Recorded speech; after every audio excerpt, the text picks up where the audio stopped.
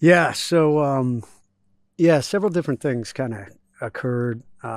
Number one, I would say the biggest thing was gratitude. I didn't think I was going to make it.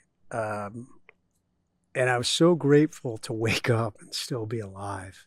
Um, I was elated.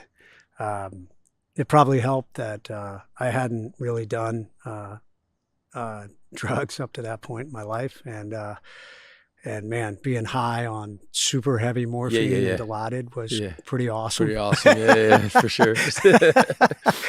So, um, but I remember I came to, and the first thing I remember is I tried to talk, and just air came out, and the nurse came over and was like, "Hey, Lieutenant, you're not going to be able to talk. You're trached and you're wired shut." So I was like, "Okay, give me something to write with." And my commanding officer and command master chief were there, and I wrote out three questions. I said, "Are my guys okay?" And they said yes. Luke and Matt are out of surgery. They're good. Oh, And I said, okay. Has my wife been notified? And my CO said yes. I talked to her myself.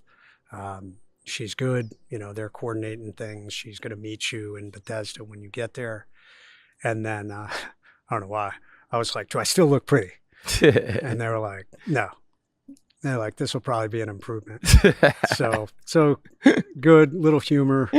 So I was in Baghdad. They moved me to Balad, which is where they treat head injuries. And I don't really remember a lot about that. I remember being in the ICU at Balad.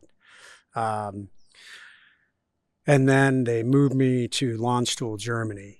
And it was in Germany that they did some more stabilization surgeries. And I don't know if my teammate who flew with me was like, "Hey, do you want to talk to your wife?" And I'm like, "Yes," but I couldn't talk. So I was like, "Hey, I'll write down the questions and write down and you relay."